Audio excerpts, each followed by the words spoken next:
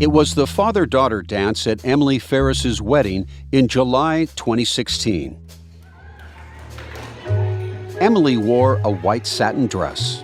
Her proud father towered over her in a black suit as they swayed back and forth to the music. All right, let's give it up for Gary and Emily. They took a sweet bow toward each other and ended the magical moment. Here's Emily. It was a good wedding. I was the bride, so I was a little, I was like probably in another world compared to everyone else. You're hearing Emily answering questions from prosecutors in 2024. By then, the investigation of Gary Farris's murder had gone to trial. A wedding is a milestone event, a memorable day where everyone's eyes are on the bride and groom. But some eyes at the reception turned from Emily to her mother, Melody, as she spent the night on the arm of a man who wasn't her husband, Gary. From what I understand, they were like dancing together, like canoodling, if you will, during the reception. Emily was on the stand, recounting the shock of her wedding day when her mother openly flirted with a man named Rusty Barton.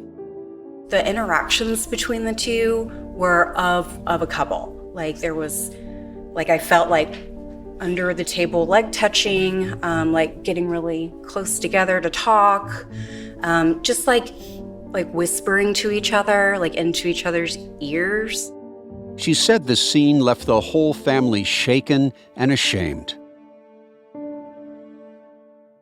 And Daddy said, that's the last time she's ever going to embarrass me like that again. I mean, I can only imagine how devastated he was by that. Prior to her wedding day, Emily said she had suspected Rusty could be more than just a friend to her mother. If we were like running errands or going shopping or something like that, like she would talk about Rusty. Like she would just like bring him up. When she got her mother's guest list, Emily emailed the names to her father. I just wanted you to see who all she's inviting. Her mom's friend Rusty was coming. Emily felt like her hands were tied. That's because her parents were paying for the wedding, and Melody had already complained about its nearly $30,000 cost. So Emily decided to keep her feelings about Rusty to herself. If I press her on this, she will cancel my wedding. Like she will cancel my wedding. It'll be over. Emily said she considered Melody's list an ultimatum. Invite this man or else. Turns out all the rumors and suspicions within the family were true. Melody had started cheating on Gary with Rusty 2 years before Emily's wedding. On top of that, her children claimed she'd been having nasty arguments with Gary over money.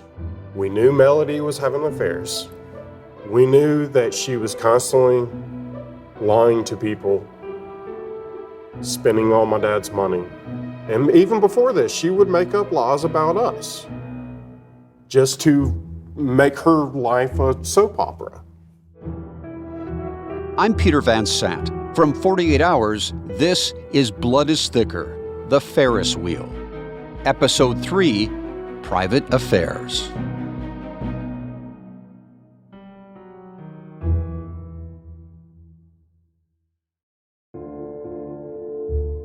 We just got to where we just didn't talk. Melody and Gary Farris had been together for 38 years before his murder in 2018. In their early years, Melody worked hard, helping support the family and pay Gary's way through university, all while raising the kids. I was the strict one. We didn't co-parent, we counter-parented. Counter-parented? What does that mean? If I said no, he said yes. I was the one who held my children accountable for what they did. Was Gary a good father? He was. And how about husband? Not so much. As you can tell, there were deeper problems in their marriage. By the time they moved to the farm in 2013, they had been sleeping apart for years. He slept down in the basement in a bedroom, and she slept in the master. According to Scott, Gary would use the master bedroom to shower and store his clothes, but he always slept downstairs. Because my dad slept with a CPAP machine. It's loud. Is loud. Prior to that, he was a very loud snorer. Leading up to his death, Gary had been experiencing a mysterious illness. We just referred to as the Farris spells. The Farris spells? He would get very lethargic, would sleep a lot. There was no rhyme or reason to how often they happened. In April of 2018, one of the spells had been bad enough to send Gary to the ER. Here's how Melody described it to me. The night that we carried him to the hospital, he was hallucinating. And several weeks beforehand, he believed that there was a party being held out in the hot tub outside of his bedroom. According to Melody, the cause was uncertain. He had severe vitamin deficiencies, B12 being one of them. We knew that. Here's Detective Daniel Hayes. Gary allegedly didn't like going to the doctor. The few times he had gone, they hadn't really found anything. Melody suggested it could be Gary's unhealthy lifestyle. She didn't know if he was diabetic. She pointed out he drank Mountain Dews and smoked cigarettes all day. Perhaps he was just unhealthy, but Hayes said Gary grew suspicious about the timing of these spells. Others that we spoke with about these spells, whether it be his secretary, other coworkers, people that liked him, pointed out he only seemed to have these spells after he had been home for like a weekend or a holiday or something like that. Melody. They seemed to occur right after he spent some time with her and she prepared his meals. Gary believed Melody was poisoning him. Their eldest son, Chris, questioned if his father had taken the threat seriously enough. He's like, oh, I'm okay. I'm like, no, you're not okay. What's the deal? I was like, what's the deal? For my dad. This is Chris at the sheriff's office a few weeks after the murder. Chris recalled his father telling him about feeling unwell after eating Melody's freshly baked cookies. He was just like, oh, I think she's just trying to poison me or something, and just laughing it off. And I thought, oh my God, nah, I mean, come on, maybe. But he said, well, then a few weeks before that, she brought home a pasta dish, and the same thing happened. I brought this up with Melody. Did you know at the time that Gary had speculated with at least two different people that he thought you were poisoning him? Were you? No, absolutely not. But while Melody denied poisoning Gary, detectives learned that Gary and Melody's relationship had been strained to the breaking point in the months before his death. We found evidence through, the cell phone data, text messages and things that he was taking steps to cut her off and control her spending. Detective Hayes said that Gary controlled their finances and created a separate account for her to access money. It wasn't attached to the main account with all the big money. It would be smaller amounts of money, a few $1,000s instead of multi-$1,000. Here's Melody. I had a debit card. It had his name on it.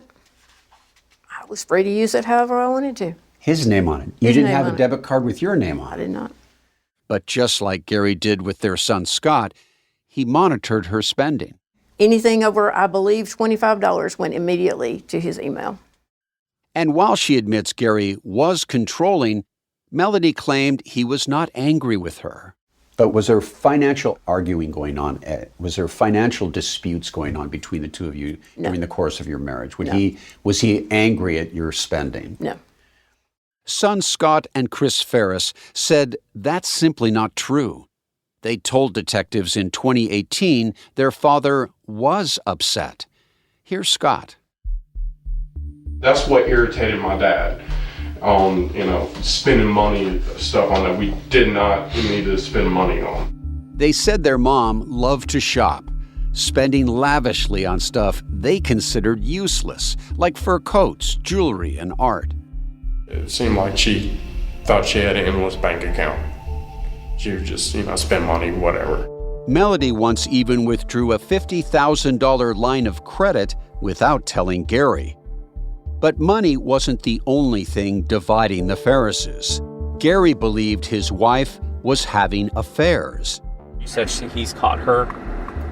Oh yeah, he Caught her what? Caught her cheating? Yeah, he's gotten emails from people saying, "Oh, she's doing this with this person." And he was right. And how many affairs did you have? 2.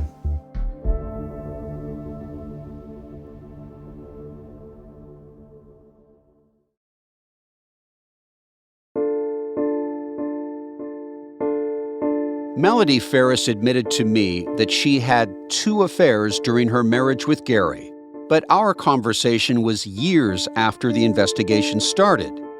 Back in 2018, she was, shall we say, deceptive. Here's Melody talking to Detective Trent Kuykendall back then. Any boyfriend at all? Even though she said no, Detective Kuykendall rephrased his question. When was the last time you had one?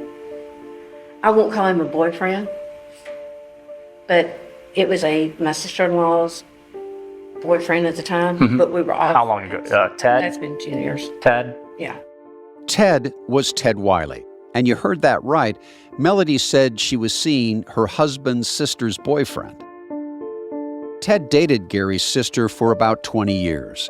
The two never married, but the Farrises treated him like family. He lived in Alabama. Melody said he helped her back in 2007 as she cared for her mother who had cardiac problems.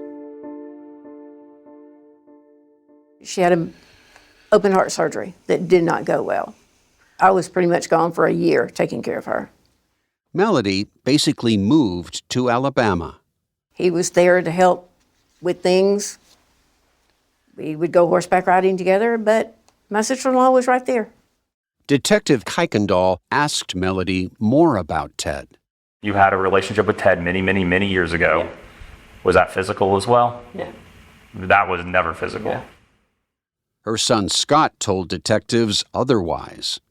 I was the one who discovered my mom was running around with Ted because I was helping her take care of my grandmother in the hospital and the house and everything. One night at the bar, we went to That was 2007. Logan's Roadhouse or whatever. I saw Ted grabbing my mom's rear end. He confronted his mother. She did, so you don't know what you're talking about and blah, blah, blah. I tried to tell everybody else, nobody else would listen to me. Ted later admitted the affair went on for several years. But in 2018, Melody wasn't easily sharing those details. She denied that there had been another man in her life in the years leading up to Gary's murder. So when was the last time you had a physical relationship with somebody? Your husband or anyone? Oh, Gary? Mm-hmm. It's probably been 4 years ago. Okay. So when was the last time you had a sexual interaction with anyone else? 4 years ago. The detectives wanted to ask her about something they found in her purse. She had told them she had a debit card with Gary's name, and she did. But they also found a second card with a different name on it. What about Roy? Boy. Last time begins Bart?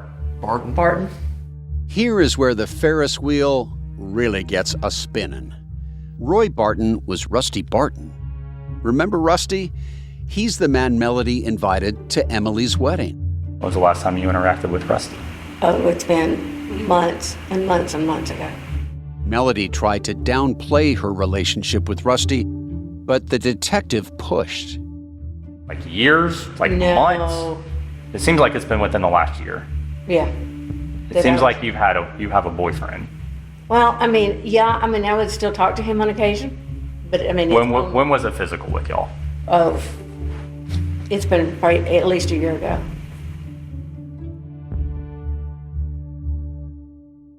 Melody told me that she and Rusty went way back. Well, Rusty Barton and I first met when his dad and my cousin got married. I was 15. We would see each other occasionally through the years, not very often. They met in 1975. Rusty was 22. The two of them didn't start a romantic relationship until almost 4 decades later, when in 2014, Melody's mother called. She asked Melody to take her cousin, Martha Jane, to the doctor. Martha Jane was married to Rusty's father. So, Ted Wiley was her sister-in-law's boyfriend, and Rusty was her cousin's stepson. Follow? And I said, sure, I'll do it. And I did. I went up there. His dad had a stroke on the day that I had taken Martha Jane to Nashville to a cardiologist.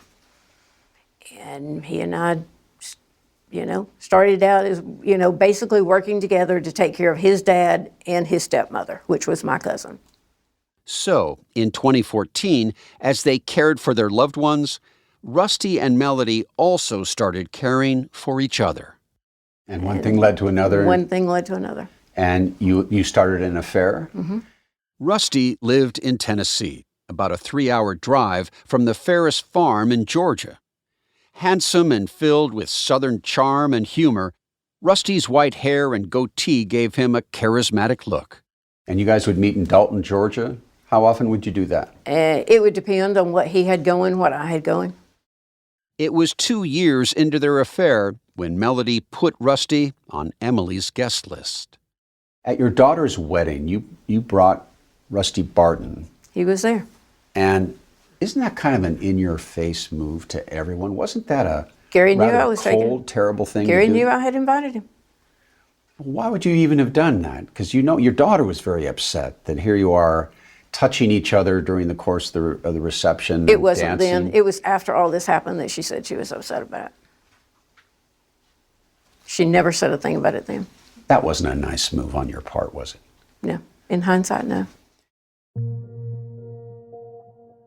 But Gary didn't file for divorce or separate from Melody. Then in October 2017, a woman named Christina Grant emailed Gary.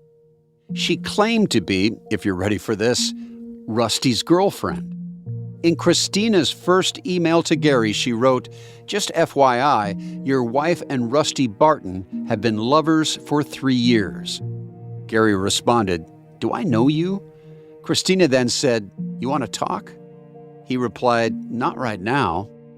But according to Melody, Gary wouldn't have minded it, because Melody told me that Gary was the first to cheat.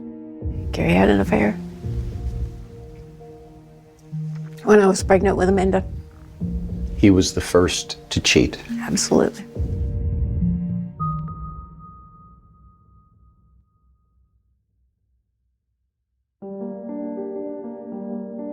The dynamic of Melody and Gary Farris were they lived separate lives. In 2018, Detective Daniel Hayes with the Cherokee County Sheriff's Office heard that Melody and Gary had an unusual marital arrangement, one where they each slept in separate beds, and at times with separate lovers. We did find evidence of both. Both had affairs. Yes. Both are living on different floors of a house under the same roof, but not really living as a married couple. Correct. They're roommates. Melody told me that it wasn't always this way. Things changed in the late 80s. That's when Melody was pregnant with their 4th child. I found out that he was having his first affair when I was pregnant with Amanda. Amanda was born in 1989. Then we moved to Atlanta in 1995. And he brought his secretary, who he had been having an affair with him. And you knew he was having this affair. Oh, absolutely. As Melody tells it, Gary's infidelity was the real reason they started sleeping in separate rooms. And if this Southern soap opera couldn't get more tawdry, Melody claimed that Gary confessed to something big, really big. He confessed that he had fathered a child to somebody. Very shortly after that, I packed my clothes and I left. He came, talked to me, begged me to come back. And I did. I came back until I believe it was in January of '09, I believe, don't hold me to that I got a credit card statement. And he had joined Match.com and several other dating websites. I went down, handed it to him, already had my stuff packed, and I said, I'm going to go stay at my mom's for a while. But eventually, Melody came back. She didn't tell me the identity of this mystery mother. I'm still not getting why the two of you just didn't split up and go your separate ways. I don't get it. I still wanted a home that my children could come to. I didn't want them to have to go to two separate places. Her son Scott told me in 2024 that he believes his mother is lying. So my father didn't have a relationship with anybody. They didn't have an open marriage. But Gary Farris's former assistant, Angela Phillips, admitted she did have a relationship, an affair with her boss in the mid-1990s. Angela wouldn't call the relationship romantic. In her words, she said they were physical for about a year. The sex stopped, Angela said, after she met Melody, and the two, in her words, became friends. After years of allegedly playing musical beds, Gary did file for divorce in 2010. That was about the time Melody said she ended her relationship with Ted Wiley, and long before she started seeing Rusty Barton. Scott remembered that when he was serving in Iraq, his dad emailed about the troubles back home. He goes, hey, I just want to let you know that I've filed for, I got paperwork for a divorce. And I responded back with, I'm glad you're able to see, what's going on and all, but I can't hear this stuff while I'm over here. Scott's brother Chris claimed Melody hid in the bedroom when his father tried to serve his mom with those divorce papers in 2010. But Gary eventually called off the divorce, and the Farrises didn't separate. Instead, they bought the farm for a fresh start. But in the months leading up to Gary Farris's murder, Melody admitted things were getting vicious. Gary and I said some horrible things to each other. We did. Gary was very much one who cut to the bone, and I got to where that I would throw it right back at him. But there was one argument on July 2nd, 2018, that caught detectives' attention. It occurred the day before investigators think Gary was shot. Here's Scott. One day I was planting some plants or something, and she comes out of the house with a plate in her hand, and she's screaming and cussing, and she throws the plate up against the wall of the house and breaks it, shatters it all into pieces. And she says, I can't wait till that man's dead. I can't wait till I don't have to live with him anymore. But Melody told me she didn't throw the plate because of Gary. She threw it because Scott had yelled at her for not having dinner prepared for him. He's standing there screaming his lungs out at me. And I told him, I said, I hope that there is a day that I do not have to live with you screaming at me. My 35-year-old man-child screaming at his mother for not cooking him dinner. You live free on this property. And that's when, according to Melody, the plate took flight. Melody and Scott have different versions of that incident. But Gary's recovered cell phone record showed that he pulled out his phone and hit record. This is what happens when you leave a plate, forget to take it upstairs, a minor temper tantrum. Gary is saying this is what happens when you leave a plate and forget to take it upstairs, as he shows the shattered pieces scattered on the ground. He adds, minor temper tantrum. Of course, I had supper tonight and it was fixed for me, so I'm sure I'll be feeling poorly here within minutes, but we'll see. In that last part, he's saying that he had supper and that it was fixed for him, so, quote, I'm sure I'll be feeling poorly here within minutes, directly referencing the idea Melody might be poisoning him. The next day would be his last. I could see he finally reached a point that he was tired. He finally got so tired of fighting for the marriage that he was just like, it's time to end this. Tired of the fighting, the lies, the humiliation, the secrets, Scott said his father was ready to finally divorce Melody. She's going to continue on having affairs, and he was ready to move on. And detectives believe that Melody may have also wanted out. And how serious is this relationship between Melody and Rusty? Depends on who you asked. And the evidence showed it appeared to be pretty serious. They were researching wedding bands. They were discussing what life looked like without Gary in it. The clues from the case were pointing to Melody as the likely murderer. But detectives didn't make an arrest that summer. Instead, they turned to Melody's lover, Rusty Barton, to see if he would secretly record their main suspect.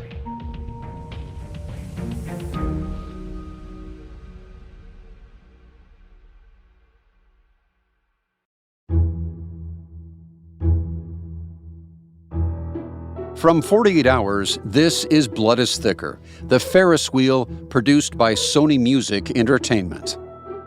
I'm your host, Peter Van Sant.